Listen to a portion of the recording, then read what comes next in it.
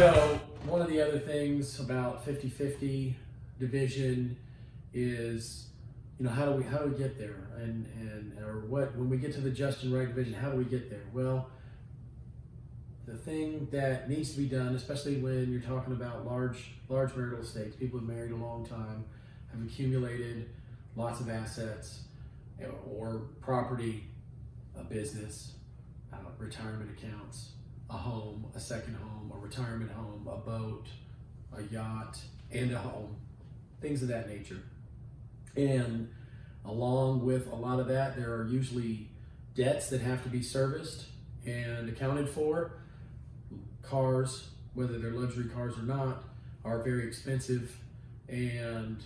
depreciating assets. We all know that, and we hear that all the time, that they depreciate 4 to 13 or 15% just driving them off the lot. Doesn't matter,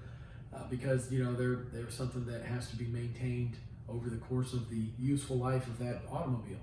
So what has to be done is broad strokes. Got to get a complete and accurate picture of all the assets and all the liabilities, all the debts in the marital estate. Then going to have to do a determination, either by agreement through mediated settlement agreements, alternative dispute resolution, or a trial to the court or to a jury as to what a just and right division would be of those marital assets and marital liabilities, debts, and how that's going to look out. Now, back to those other factors I talked about earlier in this video series about fault in the marriage, wasting of assets, those things can all weigh in favor. So it's not really just a slice the pie right down the middle. Sometimes one slice will be disproportionate to the other party's slice, and that's because of that just and right division. So if somebody has a diminished earning capacity because of a disability or caring for a young child or what have you, there could be a just and right division that is more financially favorable to that spouse with the disability who's raising the children. And I've seen this go both ways, that there will be a high earner and then someone who could be a high earner but has taken a diminished earning career path to be available for the child. And there's nothing wrong with that. Now, frequently that is a man and a woman's role, but I have also seen that flipped, where the female is the high earner and the father takes a diminished earnings role because he needs to be present and available to pick the kids up, take them to practices, and engage with them, because the high earner is flying on the red eye to Baltimore for a big meeting, etc. So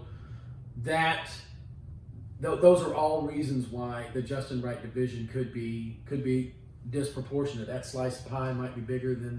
the high earner slice of pie, because this person has, for example, possibly a college degree and a skill set, but has been working in a field that has had limited advancement opportunity, or maybe even turned down advancement opportunity, simply to facilitate availability to raise these children that the family had together. So these are all factors that can be an issue, because this spouse, especially when spouse has been married for a long period of time, their entitlement and investment into the marital assets, those retirement accounts, those second properties, those investment properties, whatever that may be, that entitlement is there, and it's a factor in what's a just and right division, because the presumption in Texas is that the high earner has benefited and gained from the sacrifices of the one party who's making a financial and professional sacrifice on their end to further the legitimate interests of the entire family in raising those children, and they get to have that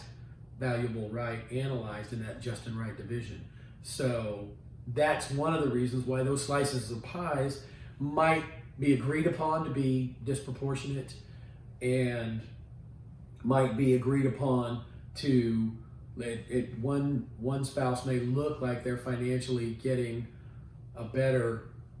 piece of that division of that pie. However, it's just and right because of those factors that I outlined about making a sacrifice for the benefit of the overall family to allow one spouse to be a very successful, high-powered business person, professional person, and the